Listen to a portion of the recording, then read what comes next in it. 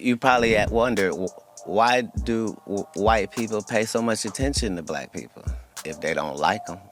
You would think if you didn't like something, why would you Right. be paying attention to it? I don't pay attention to things I don't like.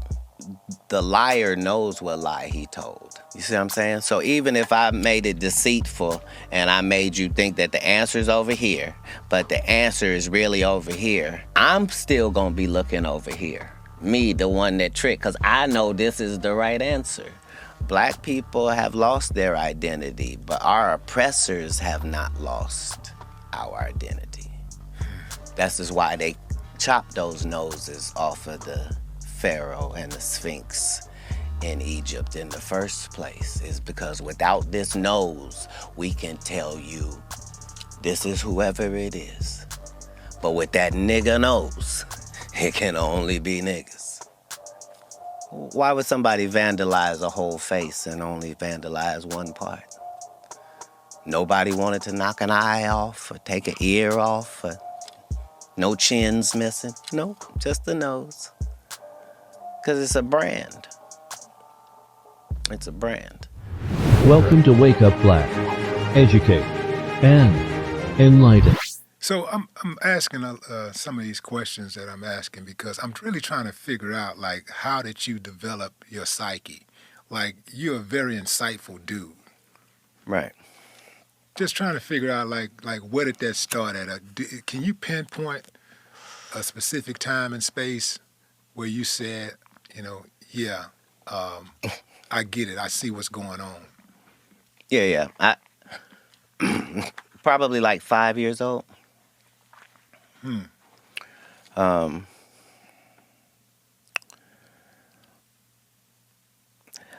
First and foremost, this is going to sound really, really weird, but I believed at that young age that you could have a relationship with God.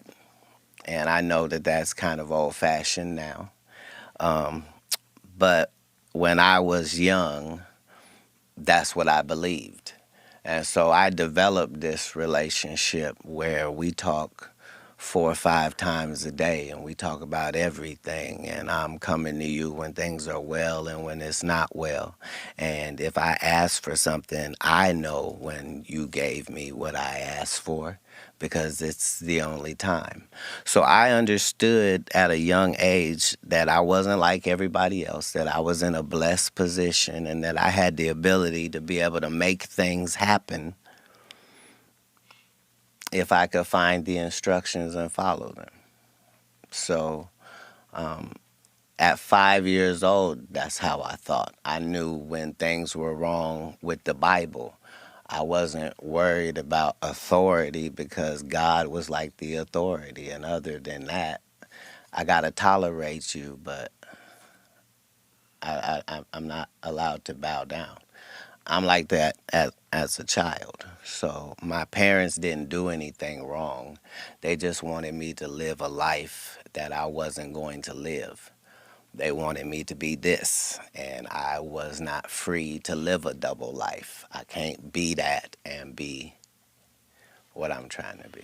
What was that they wanted you to be? A part of their religion. They were very devout in religion. Christian? Yes, a branch of Christianity, yes. At one point, did you become a Muslim? At one point, I became several religions because that's the only way you can really find out what's going on in a religion. Religion is not something that you can just study the books about it and now you know about them. I had to be a member of the Fruit of Islam in order to know. Minister Farrakhan calls me his son. I was not regular even in that endeavor, just because whoever the true God is, I don't play about him. And I understand that regardless of what you choose to call him, it's the same entity. And once you study all of the religions, you find out that nobody's really disagreeing with anybody. The Jews don't believe this whole set of things that Christians don't, and Muslims either. Why are people so afraid of Farrakhan?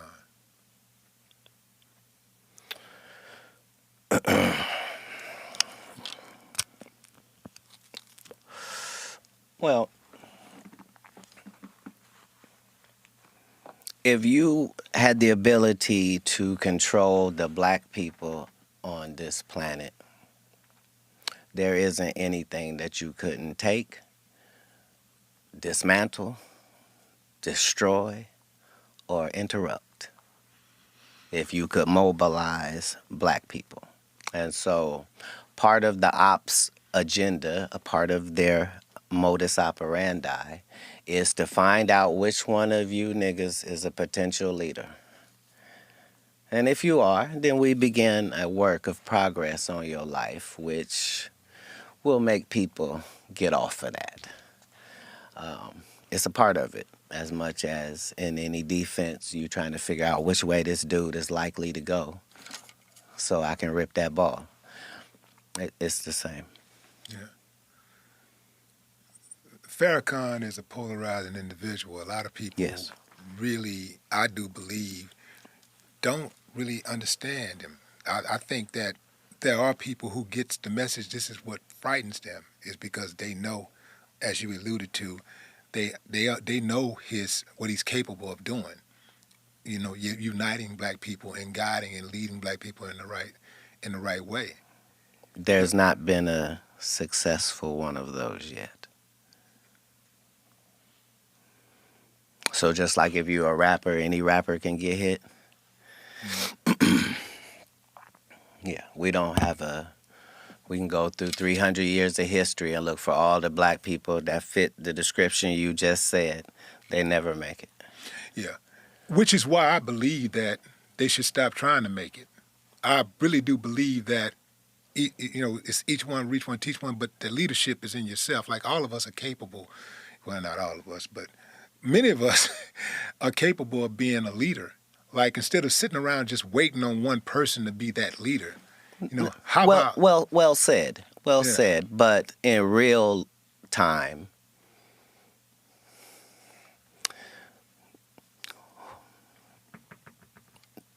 being the leader of yourself gets you nothing.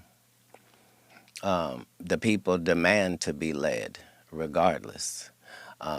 There's not 13 shepherds and all these sheep. Why? Because it's unnecessary. Just one. Just one that has the connection with the sheep, which allows the sheep who has a brain about that small to be able to just focus on eating grass and not worry about falling off a cliff. We have the desire as humans to be led. We want to be led into battle. We want to be led into the football game. This is all because this is how we are wired. The cheerleaders and the pomp and circumstance, that goes back to the times of first humanity, because we do need that. Yeah. Well, you're talking about a myriad of leaders. You're not just talking about a single individual. Right. And I see a lot of people just be sitting back waiting on a messiah. They're waiting on that one person. But they are too, though. Who's that? The other side is far more diligent about looking for that Messiah than we are, because they know where to look. You probably wonder, why do white people pay so much attention to black people if they don't like them? You would think if you didn't like something, why would you be paying attention to it?